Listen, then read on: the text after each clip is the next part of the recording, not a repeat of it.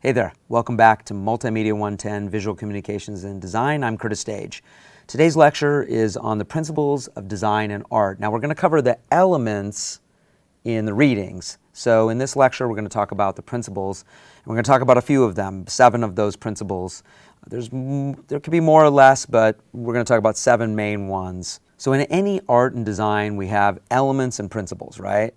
But what's the difference between these things? So that's our goal today, is to kind of see what principles are and then compare them in our readings to what the elements are. But let's just kind of quickly go over what those two things are so we can have an idea for this lecture. So elements can be thought of as the objects of art and design, right? They're the things that you're making, the actual things that are in the composition. And the principles can be thought of the laws of arranging those things to make the composition. Think of the principles as kind of the actions of the objects. They're what you do with the objects. So that's going to be the kind of the easiest way to understand this, is to really think about the principles as an action-based thing. So when we talk about the elements and principles, elements are the object, principles are the action. That's kind of how I remember it. Makes it a little bit easier to deal with there. So, and graphic design, I want to talk just a little bit about the difference between art and graphic design, because there is a little bit of a difference. They may share a lot of the same principles and elements. In fact, they may share a lot of the same message sometimes, but a lot of times graphic design and art diverge where it comes to commerce. So usually you're creating graphic design for a client. You're either working for a company or someone's hired you to solve a problem that sells something for them. Graphic design will employ all the principles and elements the same that art does, but you have someone else kind of giving you the information that they need you to organize. Whereas art, fine art, contemporary art, even art that was religious art from the 1500s, you're doing that. Maybe religious art from the 1500s was done for the church, let's say. But you still have the vision as the artist, and there's not someone telling you what to make. You have the concepts are yours, and you follow maybe in your art a path, right? You follow a trajectory of ideas. In graphic design, you could do that as well. You can have kind of a style that you're known for, but you get hired to create something to solve a problem for a company usually. Whether it's a logo design or a layout, a poster, things like that, basic things of graphic design. Whether it's web design, you're creating a web interface layout. Whether it's graphic design for all the interfaces that we use on a daily basis on our phone, UI design, right, user interface design, that's all done by graphic designers. And so usually design, again, is to solve a problem, and you're combining text, pictures, ideas for advertisement. That's kind of the key. So that's what I want us to think about moving forward in this lesson. But I will be saying kind of design and art together. And just to give us an idea, Alex White, he's a graphic designer. He wrote a great book called The Elements of Graphic Design. Again, these can be applied to art, photography, film, but I like this quote by him. "To achieve visual unity is a main goal of graphic design. When all elements are in agreement, a design is considered unified. So no individual part is viewed as more important than the whole design." This is called unity, right? And so a good balance between unity and variety must be established to avoid a chaotic or lifeless design. I like that idea, and that, of course, could also work for art, photography, and film. All the things we're talking about in visual communications this semester. So principles affect the expressive content, right, and or the message of our work. And that's what I really want us to kind of go home with today, is that these principles are affecting the content. We're manipulating the content through using these principles. What are the principles? So these are 7 main ones. There's sometimes a few more that get sprinkled in here, but these main ones are the ones that you'll see the most. So balance, contrast, emphasis, movement, proportion or scale, rhythm or pattern, and then unity. Now unity, again, is bringing all of these together, so I'm not going to actually go into detail on unity, but they bring everything together. So think of unity as tying all the other 6 together. So let's talk about balance first. So balance in art and design, right, is really about visual weight. right? The weight that you have visually. So when we talk about balance, we're talking about the weight of something. Like a scale, right? Balance a scale, adjust a scale where you're balancing two things, and a perfect balance, right?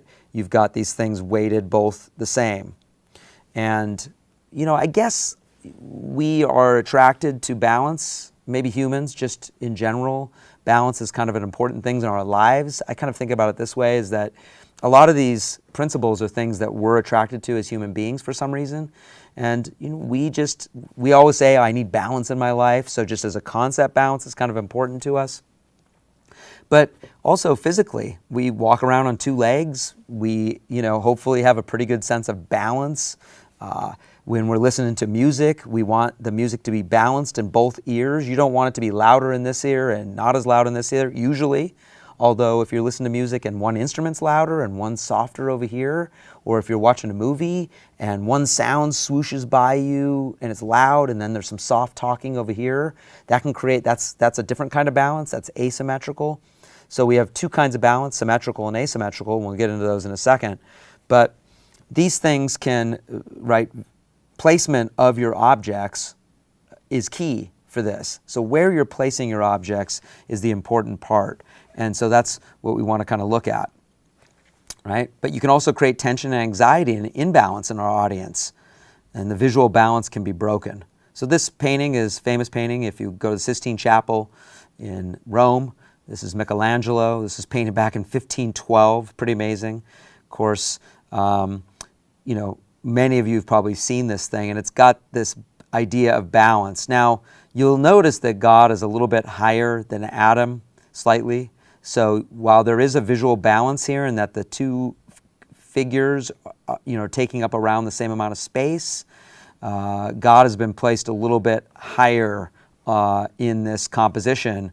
If man was higher looking down on God, that would be a little weird, I think, in the whole religious kind of aspect of this.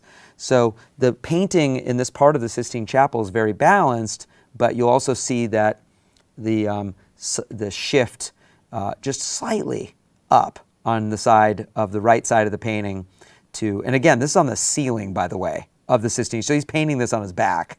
So just a side note, it's really amazing if you go to the Sistine Chapel. So balance, again, has two kinds of balance. And the first one we'll talk about is symmetrical, kind of like the Michelangelo painting. Symmetrical balance, right, is when you have the two halves, of a design or art or photograph or film where they're mirroring each other. It's really a formal balance between two sides. There's an equal weight on two sides, right? Pretty obvious, pretty clear.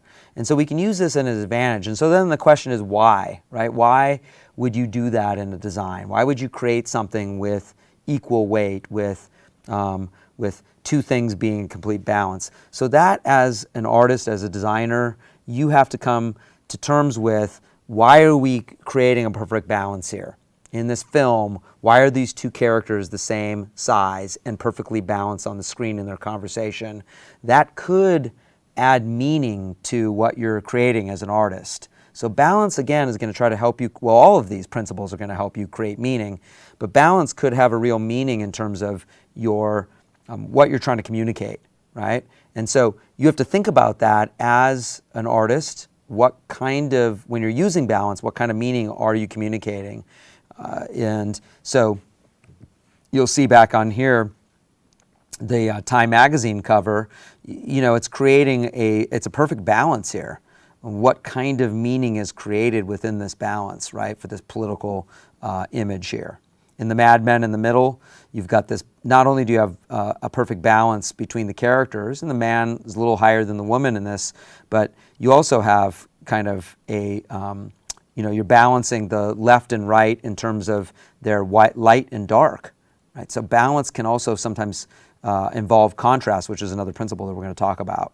And then the poster for The Last Airbender, you split this right down the middle, and you have it, you fold it in half, and it is the same poster, essentially. We see balance in film a lot, and the one on the left is Stanley Kubrick. That's from 2001: A Space Odyssey, and this was an important kind of climactic scene in this movie, And that black thing that you see in the back of the room there is this giant structure, kind of almost like a sculptural wall that was earlier in the film, and now you see it show up here at the end of the film, and it is this structure that is kind of this perfect object. Kubrick, in this final scene, creating balance with this shot where we kind of view this object in a perfect balance in this room, is interesting. And also that the person who's laying in that bed, he's getting ready to die. He's kind of on his last legs. And so, you know, maybe kind of has some themes here of kind of life and death, right? Good and bad can kind of happen when you talk about balance. Wes Anderson on the right, we've got a great shot from Moonrise Kingdom. In fact, Wes Anderson is known quite a bit for creating balance in his work. In the cinema that he creates, lots of his shots are composed with characters that are centered perfectly or balanced perfectly on the screen on two sides. And so this is a great classic shot from Moonrise Kingdom where she's right down the middle of that. If you slice that right down the middle, it'd be a perfect half from one side to the other. The clouds are a little off balance, but his composition otherwise, without the clouds, is perfectly balanced. So that's symmetrical. Then we could talk about asymmetrical, which can be kind of more exciting sometimes. It can be more visually appealing. It creates an energy, I think. I think that a lot of times people are attracted to asymmetry in design and art, photography, film, because it can help kind of drive a story in an exciting way. So you'll see designers and artists use this to do that. And I want you to look for those kind of things when you're looking at art, is how has the artist created either, you know, a symmetrical or asymmetrical balance, and if they've created an asymmetrical balance, what is it doing to the image? How is it creating a meaning through the image? So you see the dancer on the left, Robert Mapplethorpe, right? Dancing is all about balance, especially ballet dancing. This is a famous ballet dancer that he took a photo of. And when you take a photo of a dancer, of course their body's in perfect balance, but here's this dancer creating this asymmetric shape with his body in the frame, and it's just beautiful. And you see the top right of the frame is really dark, and his body takes up the bottom left, and so it creates this asymmetrical balance between those. You know, his body kind of creates a triangle, and the other side kind of creates a triangle, and so you've got this kind of this asymmetric balance between these two triangles. The one in the middle, by Edgar Degas, another dancer. So we've got this photograph on the left, and then in the center we've got this painting of a dancer, and I love where she's positioned there. And this imbalance here creates kind of an energy, and it really kind of creates a almost beautiful lyric quality to the painting, and that I feel that she's going to move into that space that's not being occupied, right? So that's what's kind of interesting about him choosing this asymmetrical balance, is you feel like she's going to move into that space. And we're going to talk about movement in a few minutes. And then the Rocky poster, that's Saul Bass, famous designer, created this poster for Rocky. And we've got this asymmetric balance here. This black stairs with the shadow is really creating this imbalance in the image, right? The little small figure up at the top, your eye gets drawn up there, so it leads you up there, which is really great. There's a movement to this piece, just like the other two. But there is an imbalance asymmetrically, just because that dark is so forceful in the image. Here's some more examples of asymmetrical. Great poster for Juno, where you have the figures on the left-hand side and all the text on the right.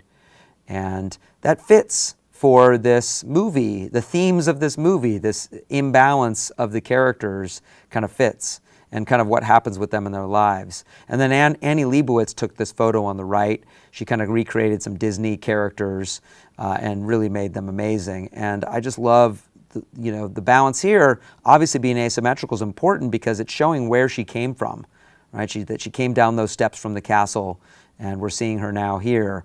But having her over on the right-hand side, your eye gets drawn to her first, and then it goes up those stairs to the castle where she came from. But don't forget the shoes that are on the stairs right there in that beam of light. It's really a great photo. So again, it's kind of appealing because it throws you off balance a little bit. And again, humans like to be balanced, but this creates an energy because it's off balance, and we try to, in our minds, put things back into balance. The next one is contrast. Right? Contrast is really one of those things that can kind of create a dynamic design or art piece. And contrast means a bunch of things. You can have contrast like this Apple ad where it's, contrast of dark and light, right? You can have contrast of size where things are big and small. You can have contrast of lines and shapes. You can have contrast of different textures and patterns, and you can have contrast of colors and values. So what does contrast mean then? Contrast is the difference between objects, right? So big and small, dark and light, right? That's the difference between objects. So when we're looking at contrast, well, it's the difference between objects. There's so many possibilities in contrast, and so artists can really use this to their advantage. And you can use it, in many different ways, and you can also use combos within the same art piece or the same design or the same photograph. Oftentimes you'll see different contrasts within the same piece. So we're going to see that here on this graphic. So on the Bob Dylan, that's Bob Dylan poster by Milton Glaser, famous designer. There's a contrast of organic shapes in his hair and very graphic shapes of his face, and the dark and light, black and white contrast, and then the contrast between black and white and color. So we've got this, and we've got a contrast of curved, lines that are organic-y curved lines versus his face, which isn't necessarily straight lines, but they're less kind of psychedelic and curved. And then the World Wildlife Federation, of course, this logo has a contrast of dark and light, but it also has a contrast background and foreground kind of coming together to make this image. So the bear doesn't have, the top of it, you see the top of its head, there's no line up there, a black line. His or her head flows out into the background. So there's a contrast between background and foreground, or figure and ground. And then the photograph on the right, there's multiple contrasts here. I like the contrast of size here. So you've got these small figures with these big, graphic architectural shapes surrounding them. And of course, you've got the contrast of black and white, dark and light, right? So that's really great too. So again, sometimes a piece of work can have multiple things happening in it. I also like how contrast can have subject matter, right? It can deal with the subject matter. So how about good versus evil can also be part of your contrast. And so we see that here in this Wicked poster. The next one is emphasis, the next principle. So emphasis is a focal point. It's a kind of the most important thing visually on your layout, and it is going to emphasize or create attention for the viewer. And sometimes it's very overt, because it's in your face, like the one in the middle. Right? I love this ad for Burger King. It's very right in your face because it's a close-up. It's not subtle. And so there's this focal point that goes right in quickly. And what happens with focal points or emphasis is that it draws the viewer's eye, and it really gets them to look at the important thing first. Then your eye can go to other places. So a good artist can move our eyes around. So there'll be a focal point, there'll be an emphasis, and then your eyes will move to things that aren't as important. And we talked about that, right, when we were talking about our concepts of visual communication earlier in our other lectures. So how the eye moves around, right, in constructivism, how are eyes moving around? This is an important thing that focal point kind of really is talking about that. So these are some great images here. We've got the Mad Men poster, we've got this focal point of the main character, and then the photograph where we've got a focal point of the lighthouse with the color, right? That blue in that lighthouse really draws your eye up there. But then you see, okay, on this rock right in front of our face, there's some writing on that rock, and that might be a secondary focal point that our eye needs to get to, but our eye is probably drawn to that color first. So as an artist and a designer, photographer, filmmaker, you control where the person's eye, the viewer's eye, is moving, and that's going to be really important for you. Here in Orson Welles, in a film still from Citizen Kane, one of the most famous movies of all time, we've got great contrast here, by the way, of light and dark, right?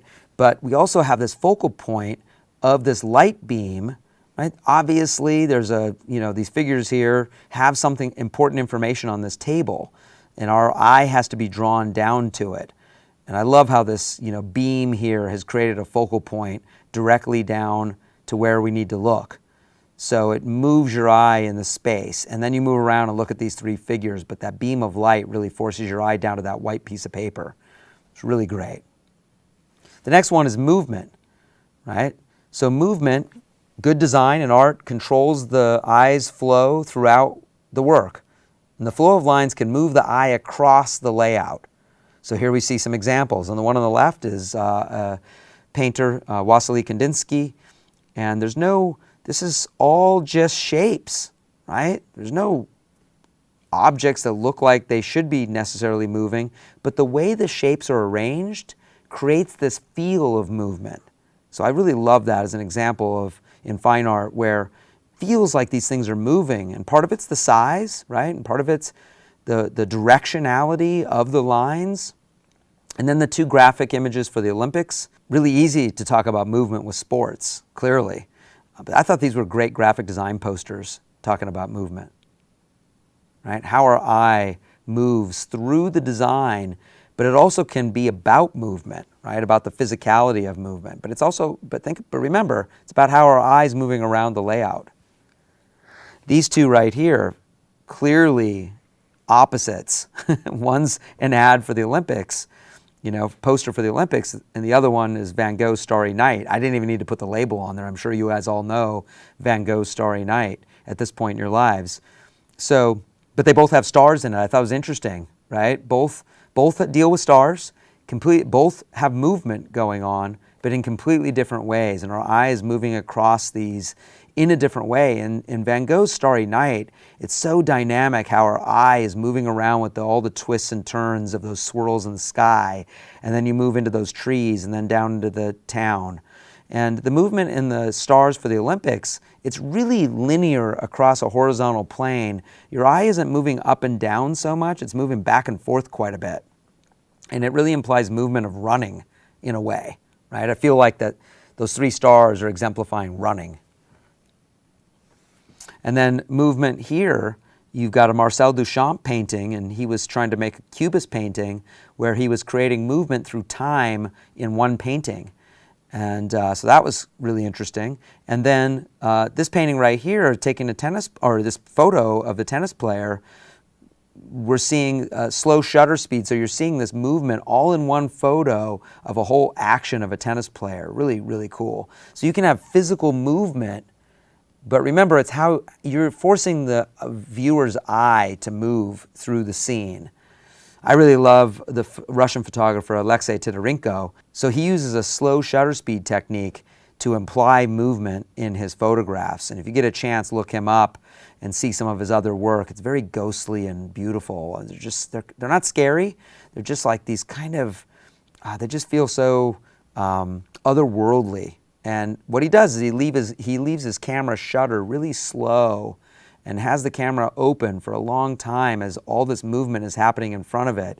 And then it becomes implied movement, where these are, really, you can see the action here in this tennis player. Here, you're just seeing the action become this one big shape on the left of all the people. And then the one on the right with the two people, you don't really got a lot of detail there. You see just slight movement, but it feels very ghost-like. So very cool. And then again, in graphic design, when we talk about movement, it can be implied, right? It's not like the photographs here. This is implied movement. There's no actual movement going on here, but the designer is using movement in lines to create the idea of movement. Love it. So rhythm is a little different than movement, right? Rhythm is, of course, part of movement, It's kind of a subcategory. But think of it more of as a pattern, right? It can be regular or irregular, but I like to think of it as rhythm as a pattern. And a lot of times you'll see rhythm repeating things. Maybe even think of rhythm like music, right? Because rhythm is in music. Either you have rhythm or you don't, right?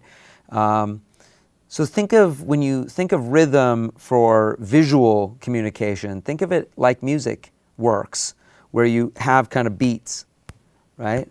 And they kind of move through the work. And that can emphasize lots of things. Again, talking about emphasis again, but rhythm or pattern can really kind of drive home an idea about whatever you're trying to get out there. And so these images here, we've got this Hobbit poster. There's, a rhythm and size of the shape and size of those mountains there, and also maybe a little bit on the color of those too. And then in the Black Swan poster, you get the rhythm of the black, red, black, red, black, red. And I like this image on the right, where you get the rhythm of the figures repeating over time. And so that creates a really cool effect. Here's a Keith Haring painting, and he was known for doing these kind of graffiti-style, rhythmic, cartoony-like drawings. And you really get to see, you really feel like there's a lot of movement in here, but it also feels like there's music going on. Like there is a character dancing, or a few characters dancing, and jumping, but you feel that kind of pulsating that would be happening within a club or something if it was playing music.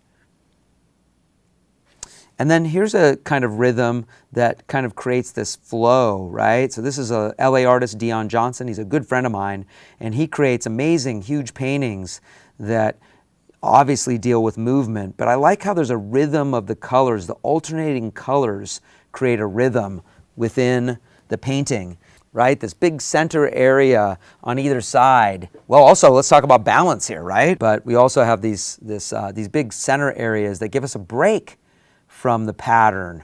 And so it really then does feel like there's this kind of time is happening through here. You've got color up in the left corner, you've got a break, then you've got color in the middle, then you've got a break, then you've got color on the right.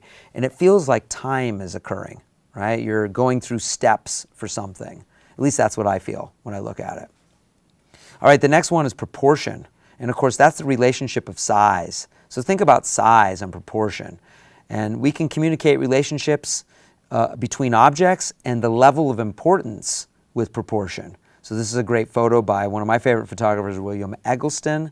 And he got that camera right down on the ground. That's not a giant tricycle. It's a mini, it's small, it's normal size.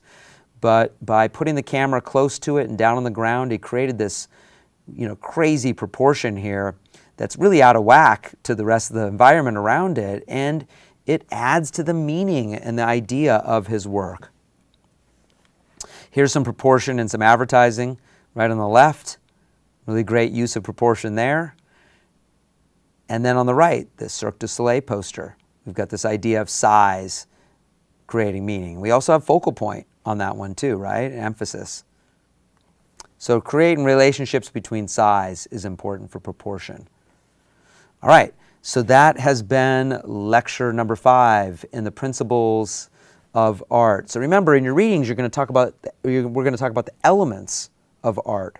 So we want to tie these things together. So in our next lecture, we're going to kind of unify this together, and I'll see you then.